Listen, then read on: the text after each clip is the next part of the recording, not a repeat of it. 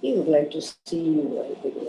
All right. Now, once again, a warm welcome to everyone who has logged in by now. And of course, an anticipatory word of welcome to those who join us by and by. I want to, first of all, express my profound sense of gratitude to all of you for participating in this journey of explorations in faith. And I believe that this is part of the spiritual discipline God has appointed for us. Today, I just want to start by emphasizing a pattern which is, I believe, critically important as far as biblical spiritual vision is concerned. Now, let me make a reference to a theme that I discussed in some detail with the previous group, the Christianity group, which happened a year ago. The theme of incarnation, the word becoming flesh. Now, a primary idea in the doctrine of incarnation is the importance of integration. The word becoming flesh and becoming one,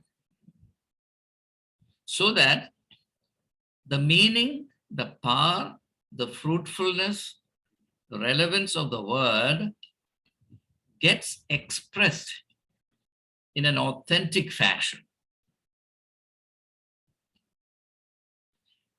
The word needs the medium of the flesh to express its potential, to express its power, to express its resources in a manner that's intelligible to human beings. Why?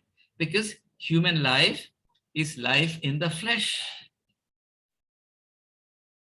If the word becomes word, if the word remains the word, the flesh remains the flesh, no communication takes place. Nothing becomes a tangible reality. Okay. So now the further extension of this idea is that the integration of faith and action is the essence of spirituality. The integration of faith and action is the life breath of spirituality. Now, there is a contrary possibility, and that is these two things run on parallel lines. The word is invoked when it's convenient and profitable for us. Otherwise, we rely on the resources of the flesh, which also means the resources of the world, the material resources, and that's what Jesus refers to as mammon. So we keep switching between the word and the flesh, so that faith and action belong to completely different compartments in our life. Our life is compartmentalized. On Sundays, we are one type of people. On other days, on weekdays, we are entirely different. When we are in the fellowship, we have a certain way of seeing and understanding things, or we are fond of certain ideals and certain values. When we are in the practical world, we renounce them. And it is very often that we hear from people, especially responsible people in church circles, that, if you talk about these biblical principles, you can't survive in this world. I have this thing said to me by so many people over so many years. See, the word is there to preach. If you try to run the church, if you try to run Christian institutions, then you invite calamity. You cannot survive in this world. Unfortunately, this is our situation. We are extremely proud of the word. We're very zealous of the word. Every word in the word must be adhered to. Biblical literalism. If you say that this particular statement in the Old Testament is embarrassing, for example, the instruction given to the Jews as they take possession of the promised land, that all the inhabitants of these regions must be eliminated, exterminated. I'm someone who feels very uncomfortable about it. But a vast majority of the people will be uncomfortable that I'm uncomfortable. So if you take the word as word, we're very zealous about it. But as Jesus says, if the word is not put to practice, we are like the foolish man who built his house on the sand. So if you ask me, what is the foremost spiritual failure of Christians, including myself?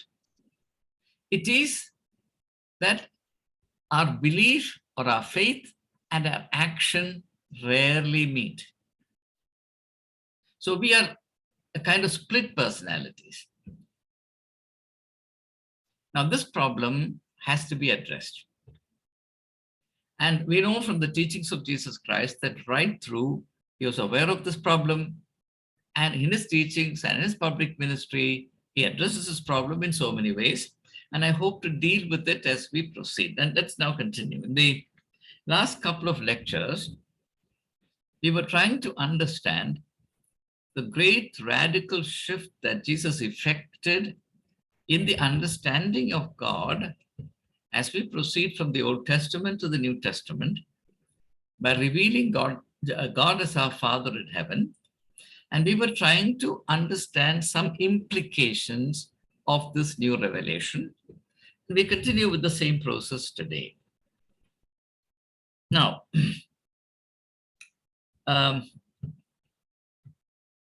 if God is our Father in heaven,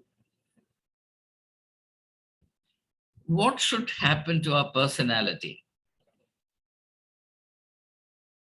Okay? Now, for example, if somebody misbehaves, especially a person who is coming from a fairly respectable family, you would say, you see, in spite of the fact that you belong to such and such parents or such family, you behave in this manner. That is to say, we expect a certain consonance or certain agreement between the nature of the Father and the nature of the Son. If that simple common sense is applied to this concept of God as our Father in heaven, then surely we cannot escape the fact that our personality is of extreme importance to biblical spirituality. And this is something that comes up again and again in the teachings of Jesus Christ. When you read the Gospels next time, if you pay attention to this, you'll be surprised at the priority that Jesus attributes to this question of what kind or what manner of people we are. You are the light of the world, you are the salt of the earth, so on and so forth. So that is because if we believe that God is our Father in heaven, then that has to have an important bearing on our personality, the kind of people that we are. And any look at any teaching of Jesus Christ, you will know that this is an important concern. Now, if you, in this light, consider the doctrine of sin, go back to the Old Testament, Genesis chapter 2, God says to Adam, you shall not eat of the tree of the knowledge of good and evil, for the moment you eat of it, you shall die. Now that death is not physical death. That death is what I call the depth of worth. You see, how does the Bible begin the human history? By saying that human beings are created in the image and likeness of God. What is the main meaning of that statement, that great affirmation? It is that God attributes incomparable worth to human beings. Unlike all other aspects or elements of his creation, God invests special worth in human beings. This is not to say that God is not concerned about other aspects of creation. And that's not what I mean. I'm only saying that God has invested potentially incomparable worth in human beings. And why it is so, the first two chapters of the first book make very clear. Since that is not directly in the line of my discussion today, let me not go into it. Otherwise, I'll digress and a lot of our time will be lost. Now, therefore, when you read the Bible from start to finish, you will realize one important thing, and that is God is the source of worth. God is the source of worth. In technical language, I may say, if I were a sociologist, this is how I would say. I would say that God is the source of all value ascription.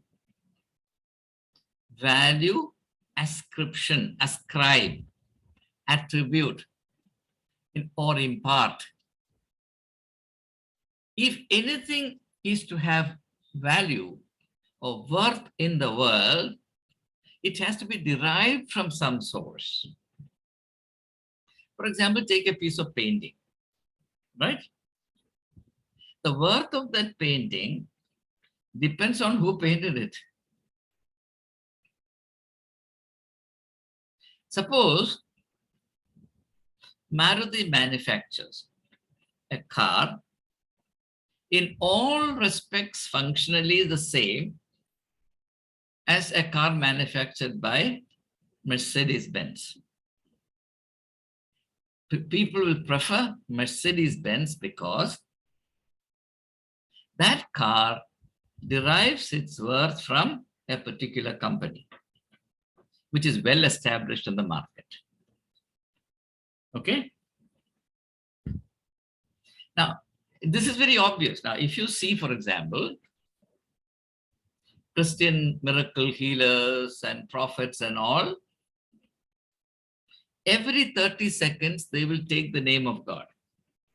Or Jesus, Jesus, Jesus, Jesus. Why?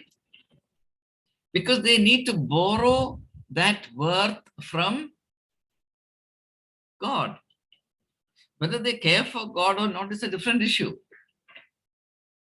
If a miracle healer, or a man who speaks in tongues, or a man who claims to be a prophet, does not take the name of God, not even a mentally retarded person will listen to him. Think about it. And this is also the reason why in the Old Testament, in the 10 Commandments, it is said, you shall not take the name of your God in vain. Because it was obvious even in those days that people will take the name of God in vain, meaning they will simply use the name of God or the word God in order to claim some merit for themselves without having any regard for God. That's the meaning of taking the name of God in vain. Otherwise, what is the meaning of taking the name of God in vain? Invoking the word God or splashing the word God without any regard for who God is, what God's will is, what the nature of God is. etc. Okay? If God is truth, if God is love, if God is justice, if God is compassion,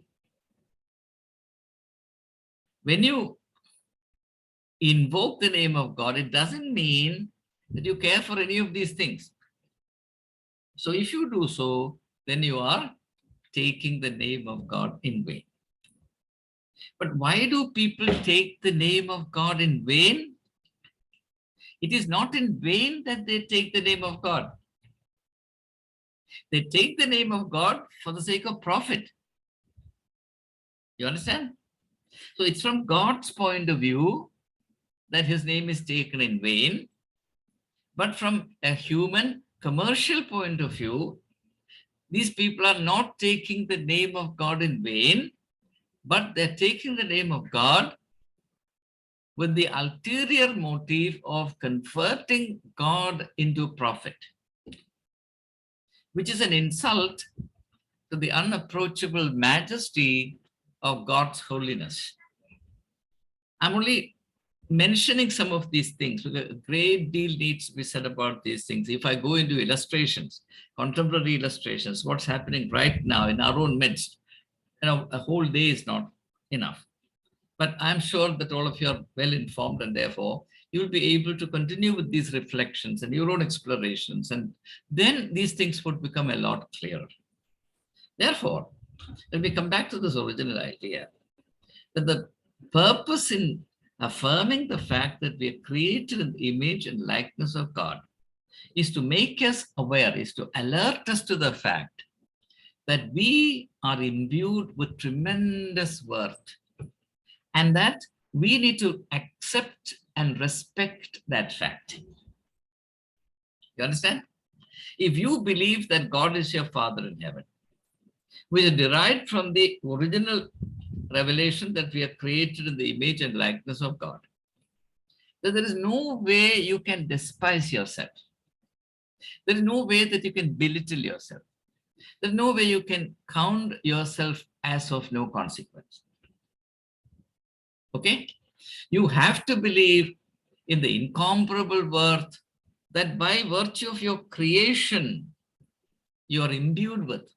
And the responsibility, the spiritual responsibility given to us thereafter, is to make sure that this seed of growth that God has planted in us in our creation, in his image and likeness, sprouts, blossoms, and like the parable in Matthew chapter 13 of the parable of the mustard seed, send its branches to the end of the world, which means there is no limit to your growth and your fruitfulness.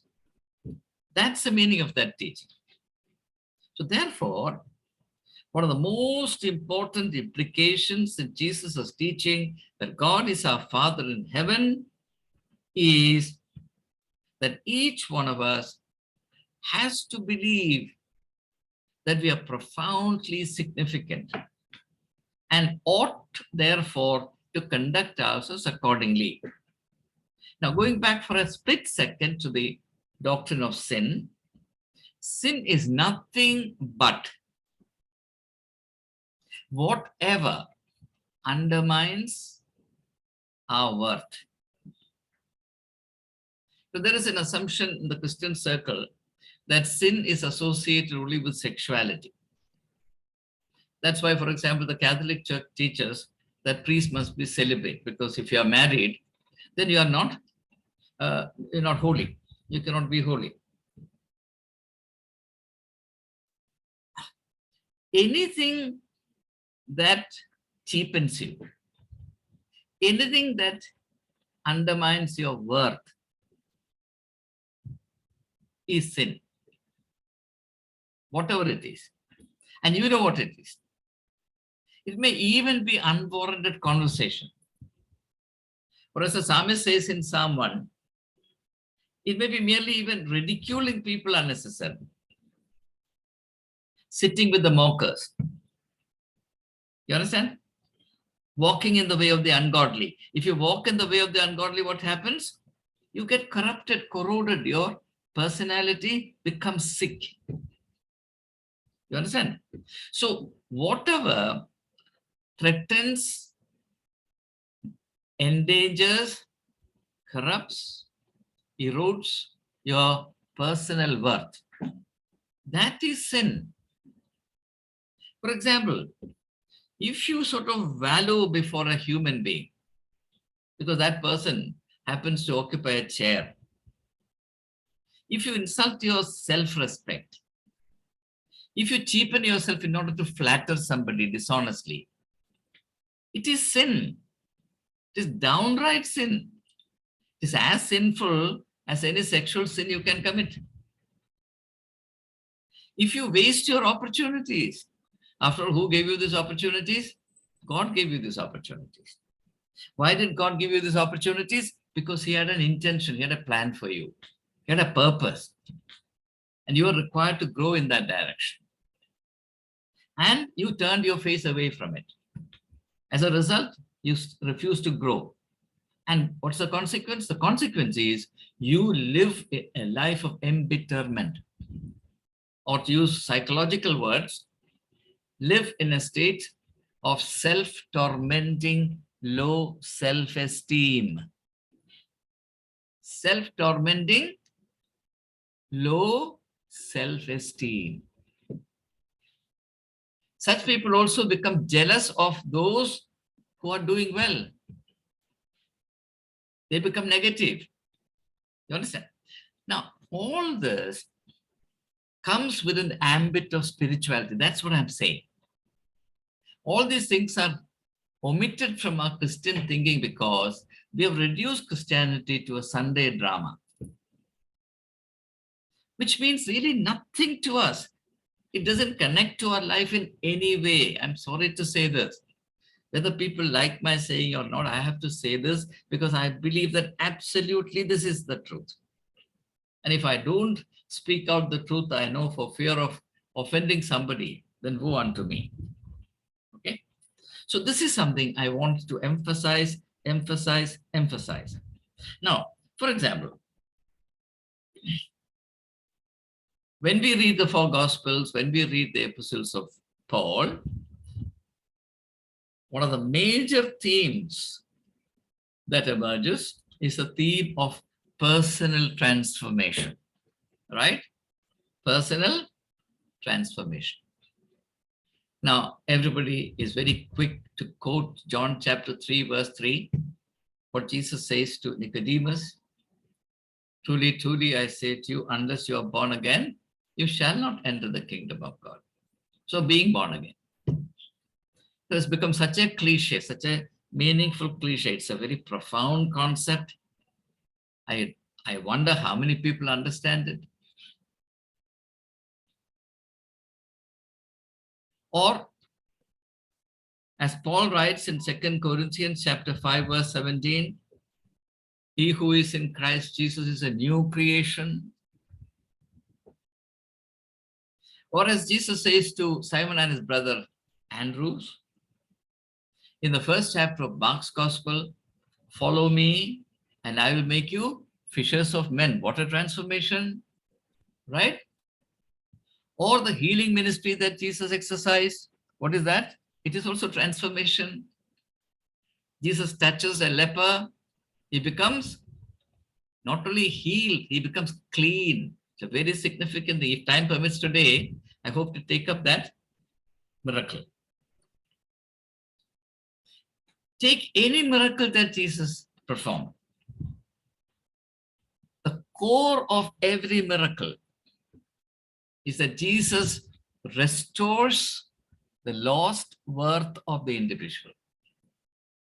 Take the case of Jesus healing the woman bent double, the bent over woman. I think it is in the 12th chapter of Luke's Gospel. After healing her, Jesus says, you are a daughter of Abraham. After healing the woman who had been suffering with an issue of blood for 12 long miserable years, Jesus says to her, you are also a daughter of Abraham. But that's the ultimate credential for a Jew. You understand? After healing the personality of Zacchaeus, he says, you also are a child of Abraham. You understand? So the purpose in the healing ministry that Jesus exercised, this is something that our experts in healing ministry today have no idea about. They don't have the foggiest idea. I hope to do a session with you on the healing ministry. But this is a preliminary idea. Jesus was trying to restore the lost worth of human beings. Sickness becomes, in Jesus's view, a symbol of endangered or subverted human worth. You understand? If you're sick, your worth is imperiled, endangered. You get confined to a bed. You become a burden on others, and you're aware of it. So you feel uncomfortable about yourself. You're of no relevance to anything that happens around you. Right? So what hurts human beings is having to be in that state of irrelevance, worthlessness for any amount of time. 5 minutes, 10 minutes, 2 days, 5 days, 2 years, 5 years. So from a spiritual point of view, please understand that the question of health and illness, the question of healing, refers primarily to human worth. And that human worth is jeopardized universally in the case of every human being when there is a dichotomy, when there is a contradiction between faith and action. If you say something and you do something else, the opposite, then your worth is zero. You understand? This, now you will understand why Jesus was so upset with hypocrisy. The only thing that Jesus denounced, and the only set of people that Jesus denounced, interestingly enough, we must make bold to understand it, are the priests. Why? Because priests live a life of hypocrisy. They preach one thing, they do something else. So Jesus said to the people, do as the Pharisees teach you, but do not do as they do. You remember that passage? Do as the Pharisees, priests are the modern day Pharisees. Do as the Pharisees teach you, they're very good at it. Okay? But do not do as they do. This is not what I am saying. I'm merely quoting from Jesus Christ. Surely there is some meaning to it. You understand? Therefore, my friends, it becomes the bounden duty of every Christian, every person who professes faith in Jesus Christ to become adequately aware of the contradiction between faith and action, belief and behavior, theory and practice in our midst. And if you ask me, what is the greatest sickness of the Christian community? It is this. And as I said, I don't want to go into the ramifications of this idea. It's 1,000 applications in various aspects of our collective life. I leave that to your own particular, your own personal investigation. Okay, so I referred to the theme of personal transformation. Transformation is God's strategy for reinvesting or helping you regain your lost worth. It is not some kind of cinematic technique. It's not some kind of drama. It's not some kind of theater. Please understand things in the right spirit. So if you are transformed, what happens? John chapter 15, verses 1 to 5. We become like the branches in the vine of Jesus Christ, and we produce much fruit. That's what Jesus says, you shall know a tree by its fruit. Okay? In the life of a tree, there is no contradiction. A tree produces its fruit. But as John the Baptist says in the 3rd chapter of Matthew's Gospel, a tree that does not produce fruit deserves to be cut down and burnt. Already the axe is laid at the root of the tree, and every tree that does not produce good fruit will be cut down and burned. That is the warning of John the Baptist, right? These are all there in the Gospels. Am I importing something from somewhere? Am I not saying strictly from, quoting exactly from the teachings of Jesus Christ? Then why is it that when I say these things, Christians are upset? For God's sake, please help me understand. Why is it that we cannot stand the truth? So two things are very briefly introduced: transformation and healing. Okay? As I said, if time permits, I'll take up one of the healings. You can choose any healing. We'll discuss it. Now the third aspect. Anyone who is transformed through Jesus Christ becomes a missionary. Christians are under the misconception that some people are missionaries and others are not. You cannot be a believer and not a missionary. Why? Because if you abide in Jesus Christ, if you abide in God through Jesus Christ, you read the Bible, look at the entire history of the Bible, God is revealed as a missionary. For example, go back to the very, very early part of history, the 3rd chapter of the book of Genesis. What is Genesis chapter 3, verse 9? God comes looking for Adam and Eve. Why does God have to come looking for Adam and Eve? Because they're lost. Adam, where are you? So God is already a missionary. And that missionary work is now reflected in the 19th chapter of Luke's Gospel, verse 10. Jesus says, I've come to seek the lost and to restore. Luke chapter 19, verse 10. Look at the continuity from the Garden of Eden to the ministry of Jesus Christ. The God of the Bible is a missionary par excellence.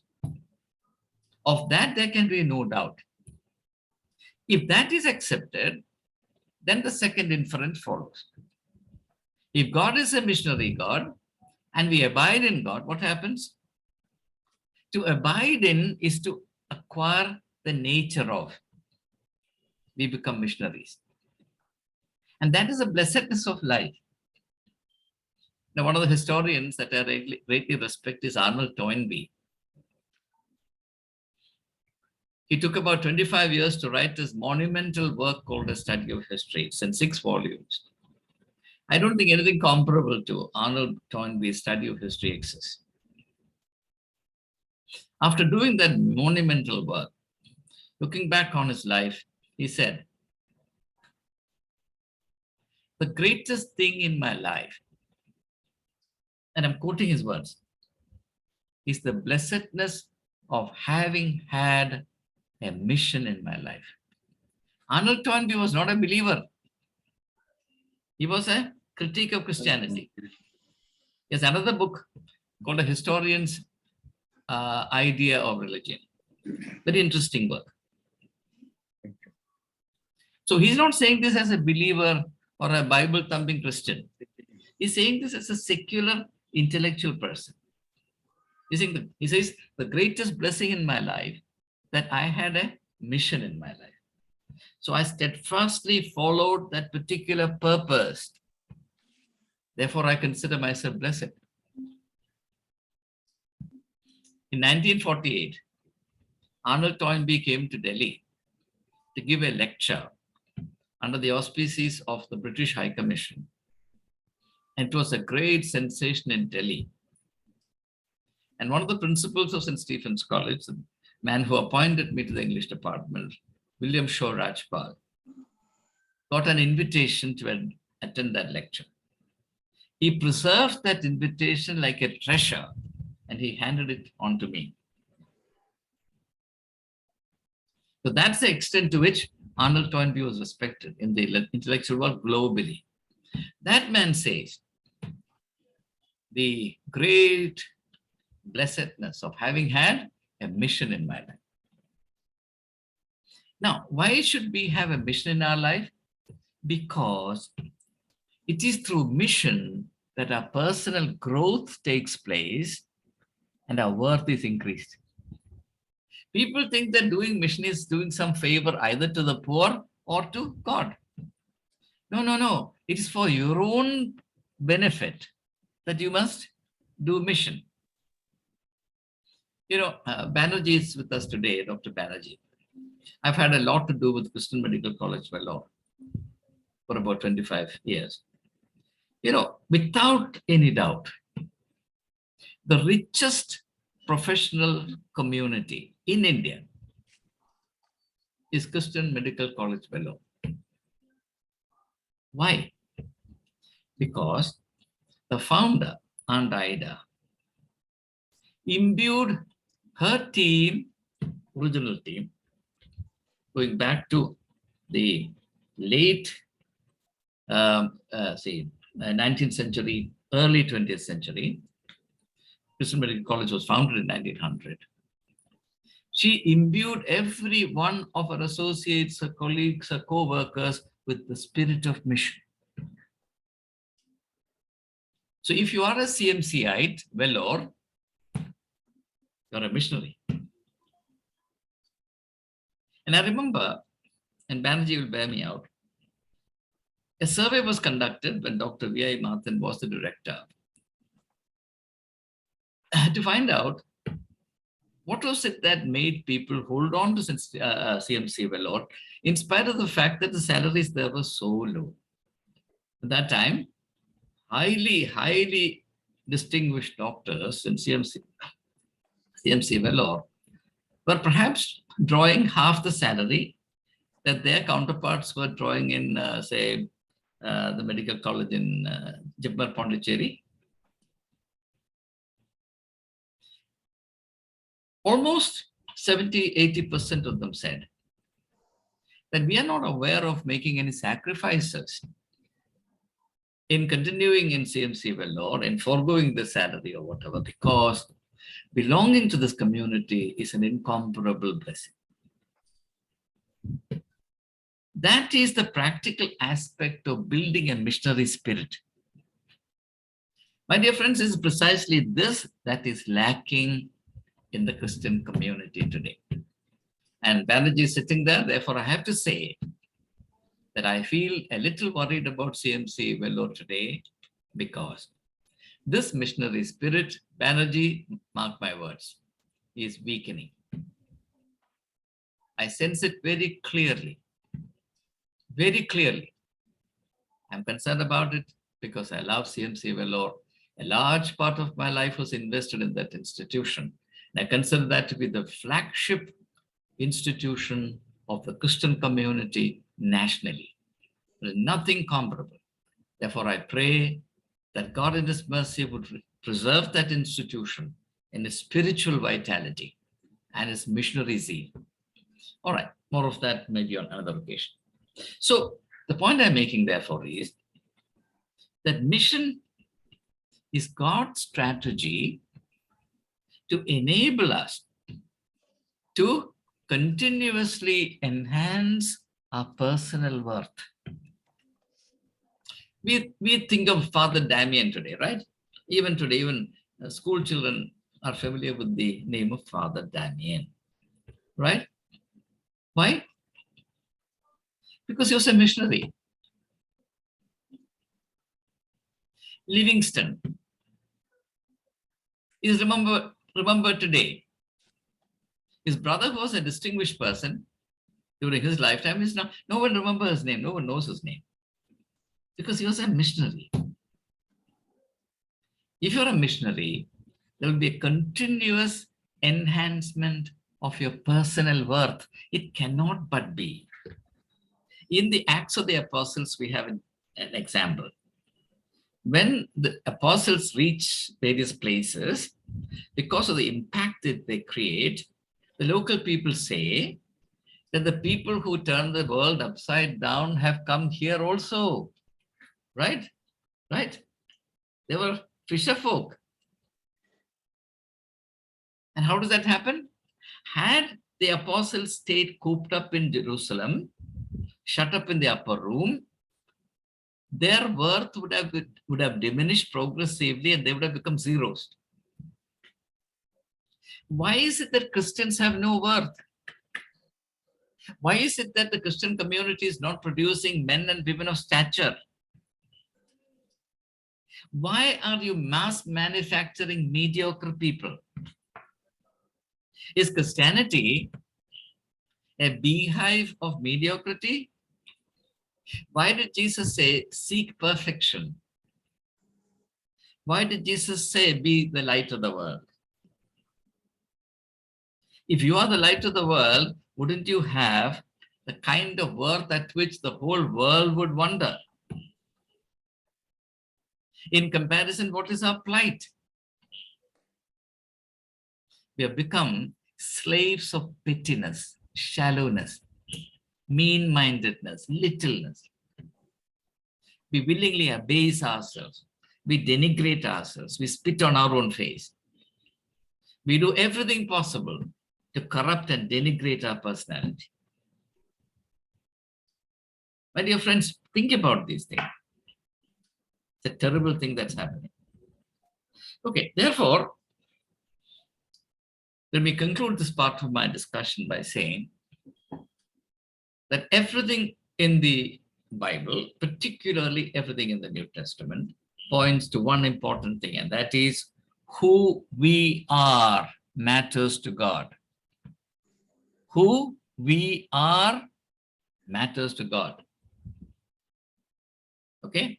And if we matter to God, the world cannot be indifferent to us. And that's precisely what Mahatma Gandhi said. He said, if there is a stirring of the spirit, I'm quoting his exact words, if there is the stirring of the spirit, the world around cannot be indifferent to it. Can you remember this? If there is the stirring of the spirit, the world around cannot be indifferent to it. Why? Because wherever the spirit stirs, there is a gurgling of worth. Now think of the episode in the 5th chapter of John's Gospel, the pool of Bethesda. A whole community of sick people, invalids, are gathered around it. They stay there, waiting for the angel of God to stir the pool. What happens? He who jumps into it will be healed. Now, I've already defined healing. So the symbolism is so clear, though for 2000 years it has been neglected. If there is a stirring of the spirit, there will be worth.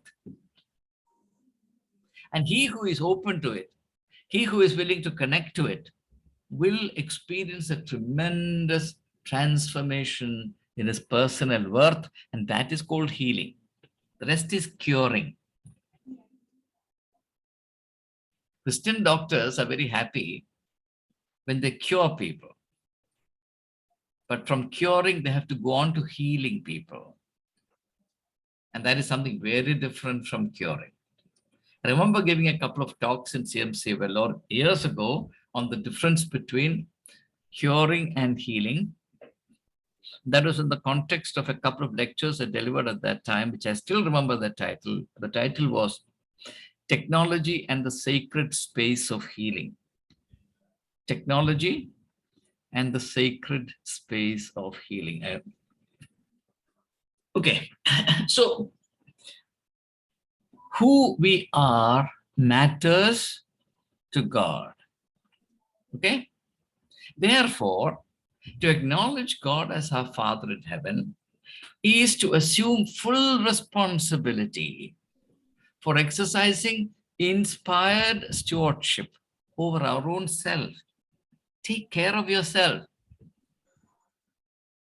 Value yourself above everything else in the world. That's humility. Humility is not abasing yourself before petty men and women. Humility before God is valuing yourself above everything else in the world. Nothing in the world should purchase you, buy you out. Do not compromise your personality for any gain in the world. That's why Jesus said, if a man wins the whole world and has lost his soul, how does it profit him? Lost his soul is a metaphor for losing his worth.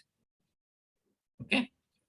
So, now, so far, I've been only discussing the practical implication of believing that God is our Father in heaven only in respect of three ideas out of many.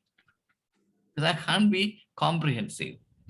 I've chosen these as illustrative or as representative of what this actually entails for individuals or means for individuals in their practical life. Now, let's look at one more dimension, because that's all we have time for today. If God is our Father in heaven, then what about church life? Now, I know that now I'm entering very dangerous grounds, what nobody wants to talk about. My dear friends, I have to tell you very openly. When I meditate on this topic, I can actually hear laughter in heaven. Because that's what the psalmist says. God looks down from the heaven and there is laughter in heaven, right? Now, for example, if God is our Father in heaven and we are all God's children, what should be the place of hierarchy in our midst? Can there be a hierarchy at all?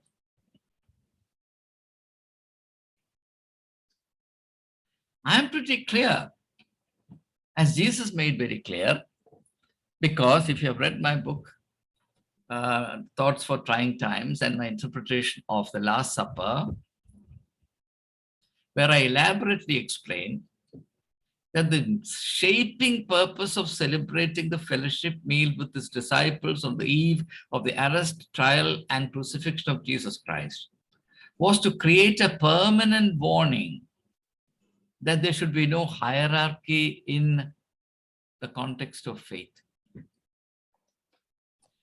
Jesus says, if I, your master, humble myself and wash your feet, do this in remembrance of me. And then look back on the many teachings. Jesus says, in the world, men love to lord it over others, but it shall not be so with you. The Gospel of Mark, chapter 10, verse 42. He says, in your midst, what should happen? If anyone wishes to be the leader, if anyone wishes to be the first, he must be the last. He who wishes to be the leader must be the servant of all. Right? So, is there any doubt left anywhere that this whole theater, this whole drama of hierarchy is completely incompatible, utterly incompatible, is an offense, is an insult to this revelation that God is our Father in heaven? Suppose you have 3 children. Nowadays, people don't have. In olden days, a family had 8 children, 9 children, 12 children. Imagine a family of 9 children. A hierarchy is formed. One person becomes the king, 2 or 3 become his ambassadors, all others become his servants, right? Can you imagine such a thing? Yet, I have not come across a single Christian to this day who believes that Christianity can survive without this hierarchy. In which case, we have to say that Jesus was utterly wrong. Where did Jesus create and institutionalize a hierarchy? Whereas, if I understand the teachings of Jesus Christ, he did everything possible to ensure that hierarchy does not corrupt Christian faith and the Christian biblical spiritual culture. Yet, this worldly, utterly worldly principle of hierarchy is precisely what reigns over us and creates this world of slavery and exploitation. Utter hypocrisy and exploitation of people. There is not a shadow, there's not a particle of truth in this. That cannot be, my friends. How can people who play act also become ambassadors of truth? Please help me understand. This is why philosophers who have learned religion, not just Christianity, all religions, they say, as say Arthur Schopenhauer very explicitly stated in his work called Religion and Dialogue, that priesthood begins in hypocrisy and dies in it. So exactly what he says. Priesthood begins in hypocrisy and dies in it. Of course, I can cite other authorities that may not deal too much with this. So consider what we have gained by sacralizing this hierarchy. I mean, after all, Jesus chose Peter as a foremost disciple because he was of the lowest of the low, right? A fisherman, right? By our standards, Jesus should have chosen Judas Iscariot because he was upper middle class. If you are starting an organization today, or if you're constituting a church committee, will you have a fisherman as your chief trustee and super specialist in medicine or a professor in a university as a member of the committee, and let this fisherman preside over it and give decisions of wisdom? Will you do that? No, we can't even think of it because our mindset, our imagination, our sensibility, our entire worldview is shaped by the world, nothing else. We are worldly to the last nail, the last hair in our body. We are scared to accept any teaching of Jesus Christ. Examine for yourself and reject what I say if you have an evidence to the contrary. So therefore, this issue. And there is another issue which comes out of this issue, that is hierarchy. Christian disunity. Do I have to tell you that disunity in Christendom is the creation of the hierarchy? If Christians are allowed to be on their own without the so-called big leaders coming into the picture, they will live in harmony. There'll be only one body. You understand? Who perpetuates this disunity in Christendom? The common man, the layman, or the priestly hierarchy? Tell me. Who misleads the people? Who incites the people to violence? Who decides that there should be atrocity in the name of religion? Who decided that Jesus Christ should be eliminated? Right? Who decides that God should be crucified? A layman?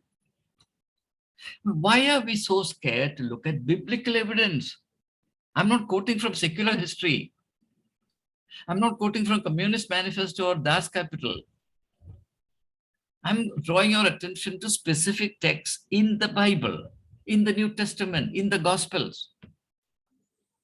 Why are we shocked? So, the problem of disunity was something that broke the heart of Jesus Christ. If you want an evidence for it, please read the 19th chapter of John's Gospel. The one thing over which Jesus agonizes on the eve of his humiliation, his death, is Christian disunity. That's the only thing he prays for. Especially read verses 15 to 23.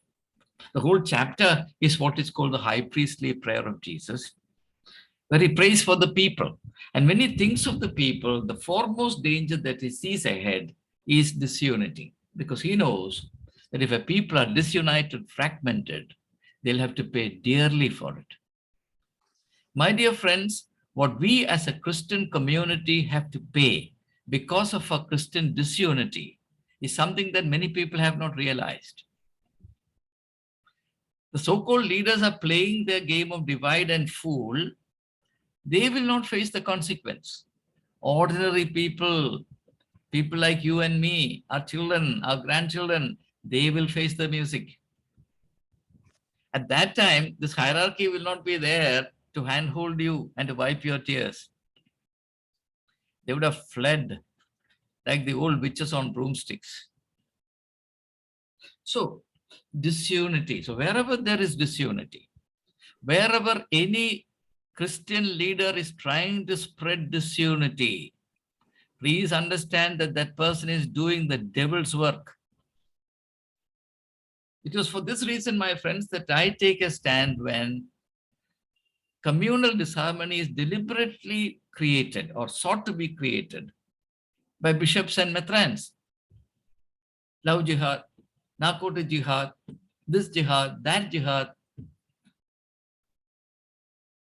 The aim is nothing but creating communal conflict, because the worldly thinking is that if communal conflict is created, out of fear, all the people will follow me. They will stick close to me like terrified children holding onto the apron of their mothers. This is nothing but this crude calculation, unmindful of the terrible consequences to which this will lead us, and that in the not distant future. So Christian disunity, again, there is a lot to be said about it. I'll leave it to your continued reading, reflection, etc. So therefore, now the time is up. I'm going to close now. If you really believe that there is one Lord, one baptism, one word, one spirit, right? That's what we say. One Lord, one word, one spirit, one baptism. What should be the plight of the Christian community? What should be the condition of the Christian community?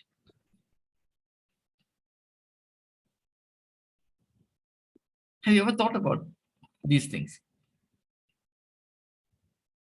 What would be the spiritual robustness, spiritual health of the Christian community? And what would be the incredible credibility that the Christian presence in the society would command if this were really true, if the agonized prayer of Jesus Christ on the eve of his crucifixion were to be answered positively by the so-called Christians who claim to be the followers of Jesus Christ, that they may be one, Father, as you and I are one. Gospel of John, chapter 17, verse 23. 21, 22, 23. If that prayer were to be answered by Christians, there would have been a tremendous transformation in the society. We are very keen that Jesus should answer our prayers, but we don't think that we have a reciprocal obligation to answer his prayer. His prayer was that we should be one, right? Look how fragmented we as a community are. Therefore, let me summarize all that I've said today by merely saying that if you really believe that God is your Father in heaven, if I really believe that God is my Father in heaven, I immediately acknowledge, and I have to acknowledge, that I have a tremendous and inescapable duty to cherish my God-given personality above all else in the world, and to do everything possible to develop it to the uttermost. And that, I believe, is the essence of Jesus' exhortation to his disciples. Be perfect, even as my Father in heaven is perfect. For after all, you are created in the image and likeness of God. Okay. On that, I conclude today's discussion or today's presentation. And as usual, we can now have a time of discussion. Please feel free to ask anything you like. I don't have to necessarily answer everything. Answers can come from everyone who participates. So let's have a time of sharing.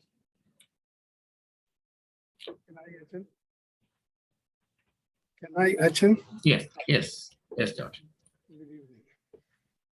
Achin, thank you for that exposition. Great. Now, the hierarchy in the Christian churches had always been a thorn in the flesh for everyone. And I was also a lot concerned. But where I get the confusion is the Bible itself highlights and accepts the hierarchy in certain areas. For example, Paul himself says that the church is appointed as apostles, deacons, elders, teachers, and so on and so forth. Even the Old Testament, Moses times itself, the 7 clans, they were given separate, distinct instructions, responsibilities, duties, and all that. That kind of discrimination was there. And also in the Revelation, we find about elders and seniors. And now it's very difficult to understand why God had given an idea of equality to all of us at the same time. By default, contradictory things are mentioned in the Bible. This is one of the reasons why we are not able to follow that sense of equality and equanimity. Probably. My hunch is this. Very good. Absolutely important question. And this will enable us to think a little further on this, because very important to have clarity on this. First of all, we must not confuse the Old Testament arrangement with the New Testament model. The Old Testament model is completely hierarchical. So leave all of that out. Now let me come to the New Testament references that you have cited. Now, there is this suggestion not in the teachings of Jesus Christ, but in the writings of Paul. Only in the writings of Paul, right? Only in the writings. Now, Paul was an organizer. A church planter also has to be an organizer. Now, as an organizer and a church planter, he faced a practical difficulty, and that is, he cannot stay on with any particular church. Yes, he plants a church, he moves on. And therefore, he creates a local form of administration, what we call local self-administration, no? Panchayati Raj kind of thing. Okay, that's a concession to practical necessity. Up to that, there is no problem. Now, Jesus also recognizes the need for it. Now, why do I say this? Because he says, in your midst, and this is Mark chapter 10, anyone who wishes to be the first must be the last. So he recognizes the fact that some people would wish to be the first. Now, why do some people wish to be the last? We can either have a charitable interpretation of it or an uncharitable interpretation of it. The uncharitable interpretation is that some people want to be first because they are fond of kursi, chair, position, right? The charitable interpretation is that having somebody as the elder or leader helps in a practical way. But when you make that practical arrangement, the spirit that should animate that mechanism must be the other spirit, the spirit of Jesus, which is anti-hierarchical. The problem arises when you have a mechanism which is animated by the spirit of the world, which is not only hierarchical in the sense of functional arrangement, but also in the psychological sense of wanting to oppress others and to take advantage of them. To thrust oneself upon others, to degrade others, and to prove oneself superior by rendering others inferior. That is why the worldly idea of hierarchy is imbued with a hidden motive, sometimes not so hidden motive, to degrade others. For example, if you are a clever politician, I will not mention any particular name, you will not allow anybody to come anywhere near you, right? You will expect everybody to play up your sense of importance. You expect these people who are hanging around you to treat you like a god on earth. Now, if a human being, or if, say, hundreds of human beings have to treat you as a god on earth, and you are a human being, you have to be less than human to do so. So you as a worldly leader, or I as a worldly leader, am extorting my importance from people by degrading them, right? For example, suppose you are the leader of a particular church.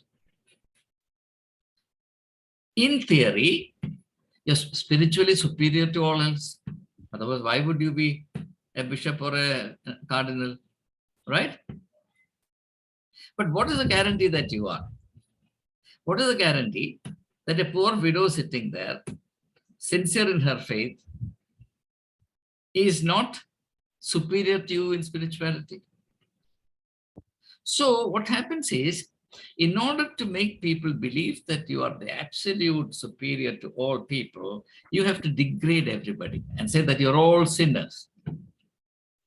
That is why in Paul, there is this teaching, all have sinned and fallen away from grace. Do you have that teaching in Jesus Christ? No. I challenge you. Jesus doesn't call anyone a sinner. Yes, Jesus recognizes the element of sin in the case of the paralytic and forgives it. He never calls anyone a sinner. You understand the point? Now, the doctrine of sin is misused by us, I mean, people who are in this business, in order to rob people of their self-worth, so that from their state of degradation or inflicted degradation or loss of worth, they look up to everyone. You understand the point? So, yes, now even in heaven, you're referring to the spectacle in the book of Revelation, in which I think it's chapter 5, the elders fall down and worship, right? 24/7 fall down and worship. Yes. Not only that, it is there. It's mentioned about different types of crowns, started with stars and some started with gems and all that. That gradation is very clear there, conspicuous. Now that is an acknowledgement. It doesn't mean, now, for example, first of all, frankly, I have to tell you very clearly, I sincerely believe that this is the projection of worldly imagination onto a realm about which nobody knows anything. Exactly. Jesus doesn't give any such teaching. All these things come much later because slowly the worldly mentality is creeping in. The worldly imagination is catching up. Right? You mean the human? We attribute the human dimensions to divine situations of which we have no idea. We project it to the world to come. Yes. As though the world to come is a mirror image of this world. In which case, why should we expect anything? You understand? If the world to come also is oppressed with hierarchies, I don't want to go there. Pardon me, I don't want to go there. True. You understand? Or for that matter, take the, as I once said, take the portrayal of heaven. It's a big city. The pavement is all covered with gold and this.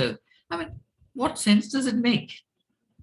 Does it add anything to your sense of comfort to have some streets filled with gold? Because that description simply means one thing, that gold is highly coveted here. And therefore, we believe that when you go there, you get plenty of gold. Everywhere gold. Or if you want to talk to the modern children, you have to say, there are thousands of pasta outlets there, because that's what they want. and Coca-Cola will flow like river, right? So, and then to some people have to say, so drugs are available. What all would, so therefore, this tendency to project whatever we covet in this world as the most attractive point in relation to the world to come, I believe is very, very silly. I have to tell you that openly, whether people like it or not, right? That way I can tell you, Muslims are far more clever than us. Because what they offer is 100 times better. You understand? I want to go into details. Yes, sir. You Therefore, mean the 72 virgins waiting? whatever it is. Now, the point is, now I'm going to be very serious about what I'm saying. You see, one of the most important teachings about spirituality is the book of Job is entirely devoted to it, plus the 4 Gospels are devoted to it, that our relationship with God or to God should be entirely free from expectations. See, the main question in the book of Job is, Satan raises a question, does Job love you for nothing? Meaning, Job loves you because he thinks it's a profitable thing to do. Touch him, then you will see. So, Job is made to suffer in order to prove that his faith is not a mercenary faith. Now, if all the time only good things happen to you because you follow Jesus Christ or you believe in God, then how do you know that you actually believe in God? The only way to prove that you really believe in God as God or Jesus as Jesus is when you have to suffer for the sake of it, right? Otherwise, you become simply a good opportunist. That is why Jesus says, blessed are you when you suffer for my sake. Why are you blessed? Because in that case, it is tested and proved, and you know for sure that your faith is sterling, your faith is genuine. You understand? Therefore, the idea that there are these hierarchies in heaven and that, Christianity sanctifies hierarchy is completely wrong. Yes, hierarchy crept in, and particularly from the 5th century AD onwards, after 4th century, say 325 onwards, after Christianity became the official religion of Rome, it became purely hierarchical. And the church was created through a total imitation of the Roman administrative military structure. That's why when it came to the office of the Pope, many popes maintained standing armies. They actually fought battles. They lived like the Roman emperor. And the Pope could determine the political fate of the kings and emperors in Europe. As simple as that. So all these things. Now, what connection does that have to the teachings of Jesus Christ, the life and role model of Jesus Christ? It's a futile question to ask, because by then people forgot Jesus Christ entirely. Okay? So I am concerned only with what Jesus has taught. I believe that it is possible, it should be possible to imbibe that model and live it. If you do that, you will experience blessedness. And I'm personally very convinced that falling flat before the hierarchies, any hierarchy for that matter, political, religious, social, whatever, corrupts me. My soul grieves within me if I have to do it. To this day, I've not kissed the hand of any bishop.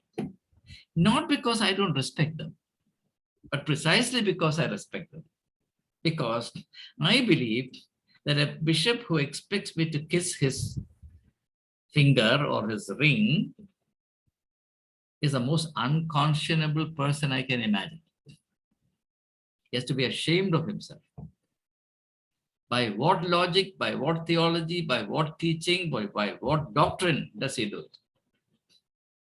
What business does he have to degrade people to the level of slaves? You know the origin of the institution of kissing the hand? It goes back to slavery in Rome. In Rome, where the prestige of a nobleman depended on the size of his army of servants or slaves. See, Rome at that time, at the time of Jesus Christ, had about 700,000 slaves. So at least that is at least 7 slaves per human being.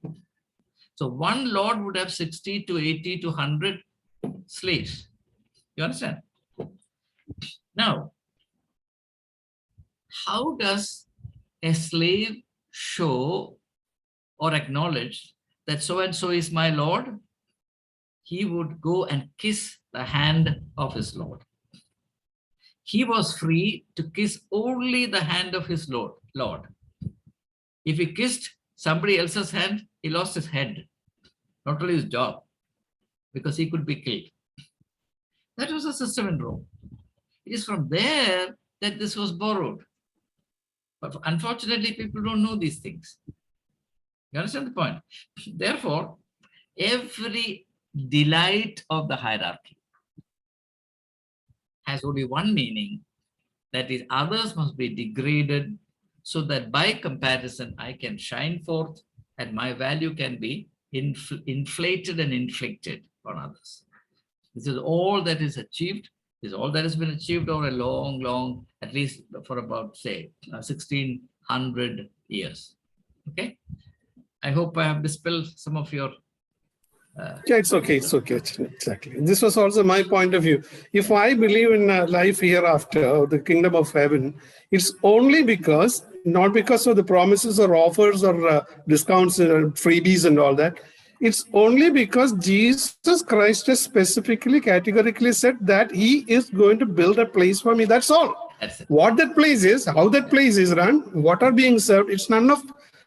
It's a thing that we human beings cannot comprehend. Because it is divine. It's not human.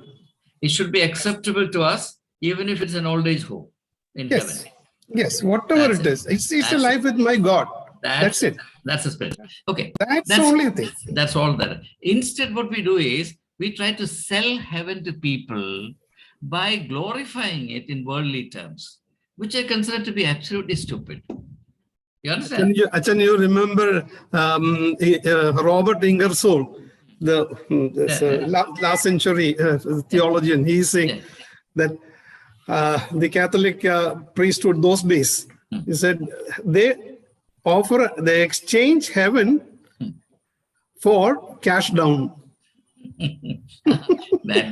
That's indulgence, sale of indulgence. Yes. Robert Ingersoll. Zach has got something to say. Come on, sir. Yes, sir, please. When we moved from Elohim to Yahweh, Lord and my God, to Emmanuel, and Jesus' time, our Father. Yes. There is from a distant God to an Emmanuel, a near God. Yes, God with us. When we say our Father in heaven, again, using that heaven there, again, a distance is being created. Why we say Father in heaven? Now, Jesus taught the idea of God in this manner. That teaching was something I did not do in the course of this session. This revelation must then be connected to Jesus' teaching found in the 10th chapter of John's Gospel, verse 30, that I and my Father are one. He who has seen me has seen my Father. Right? So, what is initially introduced as Father in heaven, which may therefore carry this idea of distance or aloofness, is then brought home to us through Jesus Christ. Then Jesus says, abide in me. So by abiding in him who abides in God the Father, I and my Father are one, the sense of distance or standoffishness or aloofness is completely overcome. And therefore, John is absolutely right when he writes in the first chapter of his Gospel, verse 12, that he who believes in Jesus Christ and receives him becomes a child of God. So it's an immediate, intimate, individual experience. It's not something distant, like a pie in the sky, something floating in the ethereal heavens. It is right here in our experience. This is also why Jesus teaches in the 17th chapter of Luke's Gospel, the kingdom of God is in your midst. So the kingdom of God cannot be in your midst if God is also not in your midst. So the emphasis therefore shifts from a God in heaven to God who is directly involved with the human condition through his Son, the Lord Jesus Christ. Okay?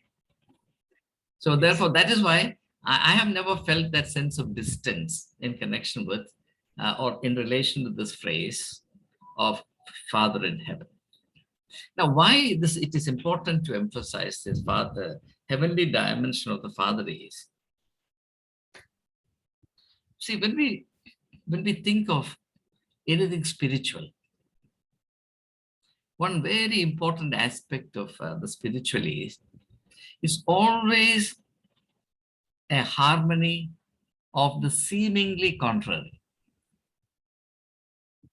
You understand? For example, God and man becoming one.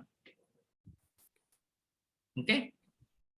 So, God is transcendental, that is beyond human comprehension, beyond human direct experience.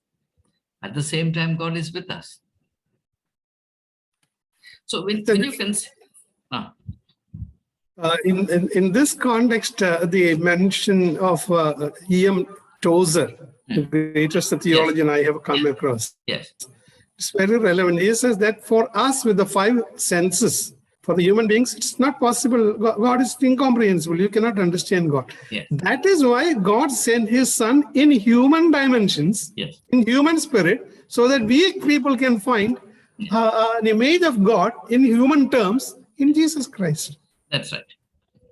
Beautiful. That's precisely the teaching. No doubt about it. It also raises the question, where is heaven? Heaven is where God is. And as you said in John's Gospel, God is within us. Yes. And we are temple of God. Yes. Then all these differences will disappear. Yes. May I ask a second question? What is the definition of a missionary? Is it being a doctor, a teacher, an artist? If they're perfecting their profession in a humble sort of way, is he not a missionary? Yes. Or what is our concept of a missionary? As the simplest possible definition of a missionary is one who seeks to enhance the value of everything he deals with. Everything. In fact, I was having a discussion on this topic with my brother-in-law, Thomas, a few days ago. To me, there is only one spiritual mission, and that is increase the worth of everything. If it's a small thing that is entrusted to you, can you improve its worth? Either we improve the worth of something or we corrupt it. Right? So when Jesus touches something, its worth multiplies manyfold. If an opportunity is given to you and me, will we use it in order to improve the situation or in order to corrupt it, to subserve selfish interests? If you are working alone in a place, all by yourself, I'm taking the extreme case, hypothetical case, and you're doing still the best that you can, in the hope that 50 years, 100 years down the road, somebody would pass that way and benefit from what you have done. You're a missionary. You come into contact with somebody. You do all you can in order to build up that person's potential, whatever it may be, provided it is not diabolic. You're a missionary. That's why I say Christians have to enter politics to be missionaries in the domain of politics. A Christian professional must be a missionary. When I was installed as the 12th principal of St. Stephen's College formally, I was asked to make a small speech. I said, I will not make a speech, but I'll tell you only this much. I'm first and foremost not an administrator. I'm a missionary in the field of higher education. But that's sincerely what I believed. And that is exactly what I tried to be. So you don't have to go to distant mission fields. It's a misnomer. It's a total misunderstanding. I believe that time has come for Christians to realize that their own churches, their own congregations are the most immediate mission fields. And surely you can do something to improve the situation there. So that's the simplest definition of what it means to be a missionary as far as I'm concerned. Every parent must be a missionary. And I believe that every parent is a missionary according to one's own understanding, though it's a duty of the church to minister to parents so that their understanding of parenting becomes godly, which is not happening. A long time back, Abraham Marthoma at Maraman Yes. Convention declared, Yes. every Marthomite is a missionary. Very I good. think Yes. people misunderstood it. Yes. Well, Zach, the motto of the Marthoma Church is something I love. Lighted to lighten, right? That's a mission statement, isn't it? Yes. But to what extent do we adhere to that motto? It is written somewhere and forgotten. Okay. Any Alice further? has something to say. She raised her hands. Alice Who? Matthews. Yes, Alice, please. I'm sorry, I can't see you. Let me see if I. Where is Alice? Yeah. She's very much visible. Oh, actually. okay. Yeah, sorry. No, she has come on the screen just now. I just want to share, illustrate. Yes. I understand exactly what you're saying, because it's something we have been doing. We have moved women who came to work as housemaids, Yes, housemates. who have finally become nurses. Wonderful. Wonderful. They never thought they would become nurses. They came to do sweeping, and Very good. We I had a have a similar number of experience. women Yes. like that. And I faced opposition from the elite, Yes, saying, if you're going to educate everybody, where are we going to get laborers from? yes, yes, I can understand that. You know, for several years But in I my never life. felt.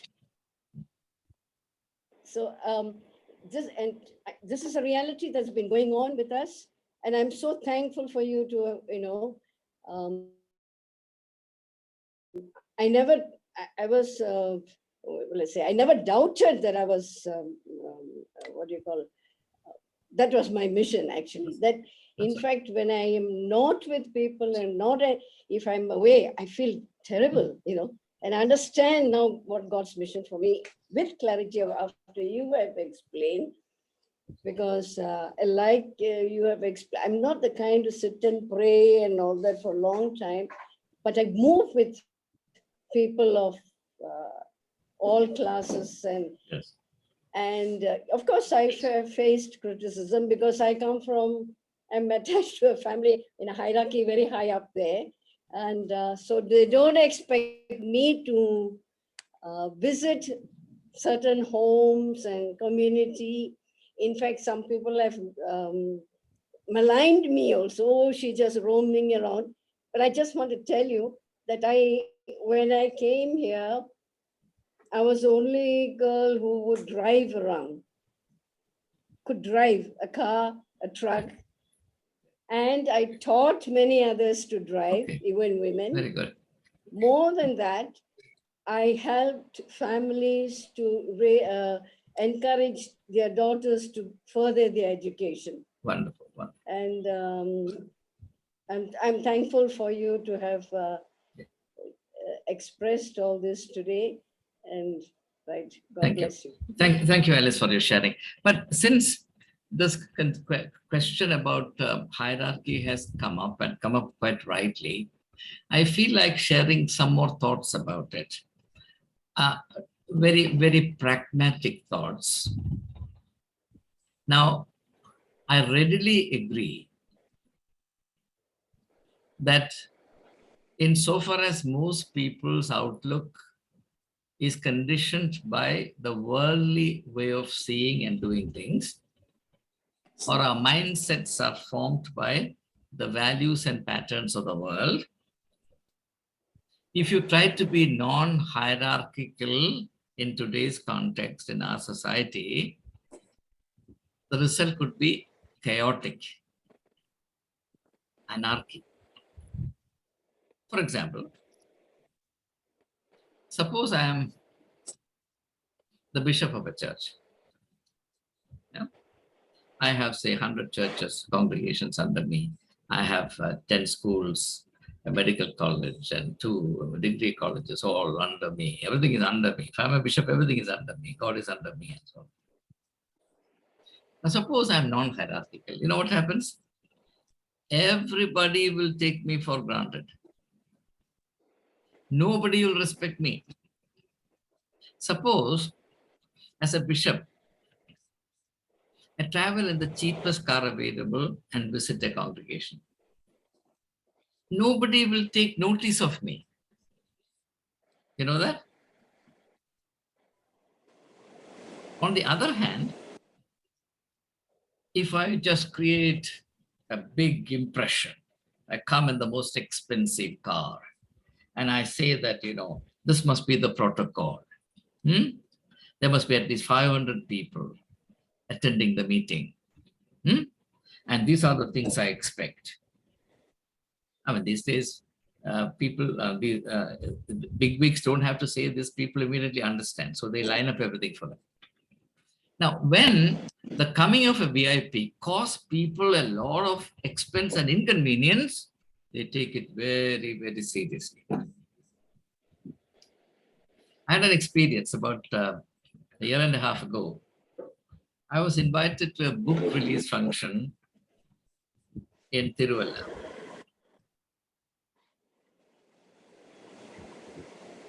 So he said, please come.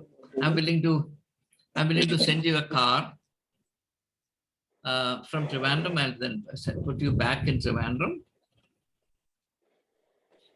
It will be a great thing if you can come and say a few words about my book. So I agreed. I told him, I said, look, I don't want your car. I'll come by train and I'll return by it. I did that. I was completely ignored. Whereas people who came incurring a lot of expense for the person concerned, they were made much of. So this is the way of the world. So that is why most people feel trouble when I say that we should heed Jesus's advice not to surrender ourselves to the worldly pattern of hypocrisy. Hierarchy. Because nobody believes it's possible. But what people don't realize is hierarchy seems indispensable because the system that we have created is purely worldly. If you create a system which is according to the teachings of Jesus Christ, then hierarchy looks awkward. You understand the point I'm making? So everybody knows that the world functions purely according to worldly models and worldly resources. In that case, I immediately concede that hierarchy is our only hope. But not even God can deviate from it. You understand? On the other hand, for example, you think of the early Christian community, a house church. This huge, gigantic establishment of church with big administration, headquarters there, and all kinds of power, profit, paraphernalia. All that was a joke that came up later. In the early church, people lived together. They shared their resources. They devoted themselves to the teaching of the word of God. They helped each other. They built up a caring community. They had no worldly ambitions. They expected that God, the second coming of Jesus Christ was imminent. There was no hierarchy among them. In fact, they would have been shocked if you say that there must be a hierarchy in order to take care of you. You understand the point? So I immediately agree that if it is to run this worldly establishment, then hierarchy is a must. And the absence of hierarchy means anarchy. Right. Anarchy or hierarchy. Okay? But I'm certainly clear in my mind that hierarchy is incompatible with the spiritual vision that Jesus Christ has given through his teachings in the Gospels. Either we have to say that Jesus was completely wrong, he was naive, he does not know how the things work in this world, and therefore we have nothing to do with him, we disown him, we will go by our wisdom, which is what the Catholic Church has done. The Catholic Church is very open about it. It's not the Bible, but it's the teaching of the church fathers that matters, particularly St. Thomas Aquinas, whose teachings are as political as they are Summa Theologica, as political as they are theological. Okay, so they're open. That's the reason why many people say, as Auguste Comte, the great French philosopher, said that the Roman Catholic, he was a Roman Catholic. He said Roman Catholic Church is not a church; it's only a system of administration. So in all his writings, he does not refer to the Catholic Church. He says the Roman Catholic system, which is correct. But point is, it's not only Roman Catholic Church. Every church now runs like that. So it's a completely different system from what Jesus had created and what existed in the first 2 or 3 centuries. And we have created a worldly model, which has therefore to be administered in the worldly pattern, and therefore hierarchy seems inevitable. That's how this has come about, and the consequences there are for all to see. Now, for example, if you read the Institutes of the Christian Religion by John Calvin, it's a massive work in several volumes. I don't remember in which particular volume. He says that the churches through the Middle Ages, or right up to the Middle Ages, had the practice of tithing.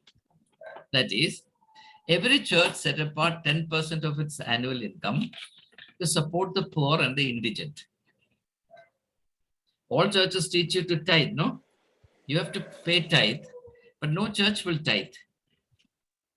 But John Calvin says that that was not the case, that churches till the Middle Ages tithed. So they set apart 10% of their income to support the poor in their midst. But he says when bishops became worldly and they began to be very luxurious in their life, affluent, wasteful in their lifestyle, this tithing of the church was abolished. And the money that used to be set apart to support the poor and the indigent was then grabbed by the worldly bishops in order to afford themselves the luxuries of the world. This is what John Calvin is saying. It's not what I'm saying. So, do you see any church that is tithing? Every church will ask you to tithe, but no church will tithe. Right? That's it. Okay. Any other question?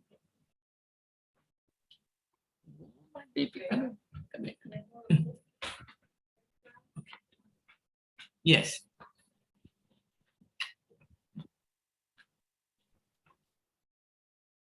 Alice, I can't hear you. Alice is mute. Alice is mute. Alice, mute. You are muted.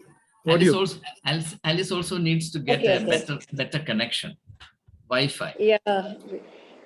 Okay. I just have a little bit of question in this regard, looking at things. I'm teaching in a Bible school. Actually, I was teaching there before. I took a break for some time for the problems, but I've rejoined now. And I noticed the students' approach to me. They feel comfortable to come to me, and individually, even young boys, and they're from different non-Christian homes also, some of them who are new Christians, to share their problems and for me to pray with them. And slowly they've been saying, like, we are comfortable with you, we can share with you, we feel, they're not I mean, the relationship is there. And somebody came and said they don't feel so free with the other more senior teachers who were there before.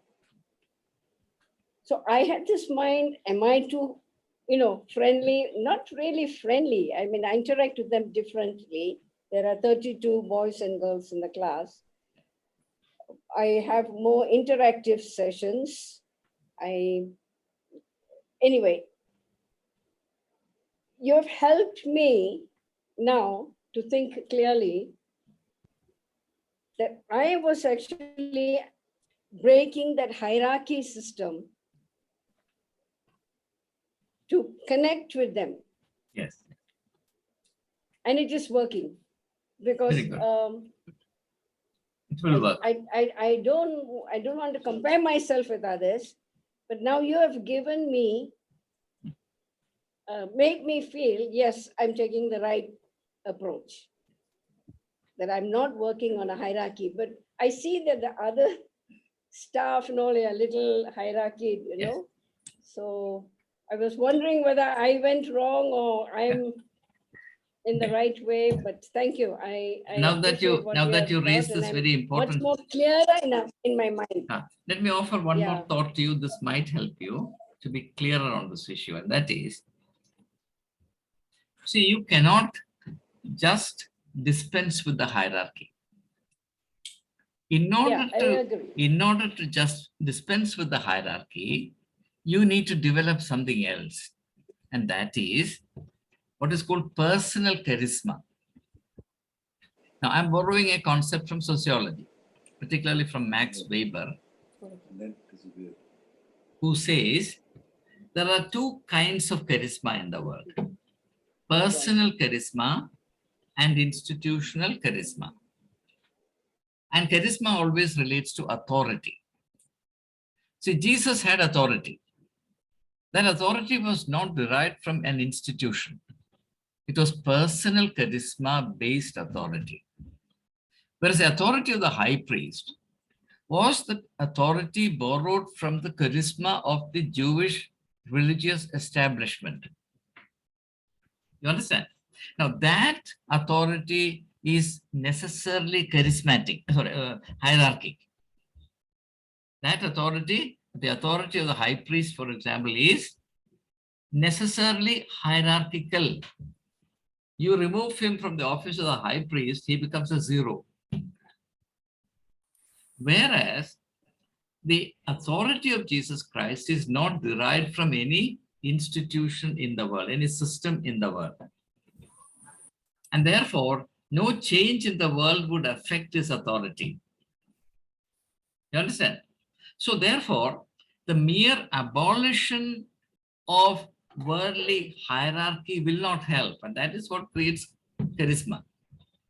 Chaos or anarchy. If this alternate Christ-centric model is to work, then we have to develop the personal charisma that was exemplified in Jesus Christ. That's what Jesus says, be imitators of me. But if you're functioning within a system, you don't need personal charisma. You only need the imprint of the authority of that particular establishment upon you. You wear the cassock of a particular tradition, and you have that authority. You hold the license of a priest from a particular denomination, you have that authority.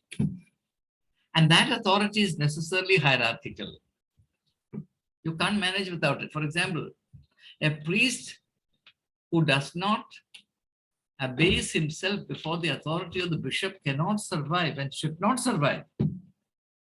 Because The only way he can have any authority is by surrendering himself to the establishment. Okay? Now, if you want an alternative to that, simply by saying, no, I will not have it is not enough. You have to develop an alternate model of hierarchy, authority, which is personal charisma. Whereas those who work within the established models and systems do not need personal charisma. In fact, if you have personal charisma, you could become a misfit in the system. You understand? I thought that might help Alice to think a little more on the subject. Unfortunately, Alice lost connectivity, Acha, in between. Well, can I ask one more question? Yes, yes. In all this, what has happened to the priesthood of laity? Good question. Zach, the priesthood of all believers cannot survive in the hierarchical model. It's as simple as that. I'm glad you referred to this because this concept of the priesthood of all believers is derived from the model of Jesus Christ, which is the personal charismatic model. Now, in this model, every person has charisma. You understand? Jesus does not say that, you can have this charisma, that person cannot have. He said everyone can have it. Everyone is equally welcome to abide in him, right? To abide in Jesus is to be charismatic. It is to have some gift or the other. Therefore, abiding Jesus Christ would immediately deliver you of the need to surrender yourself before some humanly constituted authority and abase yourself before them. Whereas, if you subscribe to or if you belong to that system, you cannot claim the benefit of the other system. You cannot travel in two boats which go in the opposite direction. The benefits of personal charisma and the benefits of institutional charisma cannot combine. You understand? Therefore, the idea of the priesthood of all believers, which pertains to the model of personal charisma, which Jesus Christ introduced and exemplified, has to die out in the framework of the institutional charisma, which is the turn that the church took after it became Romanized. What I call the Roman captivity of the church. Okay. All right, I noticed that the time is already up, and I want to thank all of you once again for being part of this journey. I'm glad that God has given you a plentiful supply of patient endurance. No, Because many people have left finding this insufferable. Yeah. But you have endured. Thank you very much. And I look forward to gathering together with you again next Saturday. I understand that Baboy is reserving his questions for the next week. Baboy is a very good listener. I'm learning fast. I'm a fast learner. Yeah. Very good. That's wonderful. That's wonderful. So thank you very much. Catherine, thank you so much. We feel blessed. We feel enriched. Thank God for you. Bless the Lord. Amen. Okay, Good night. Good night. Good night. Good night.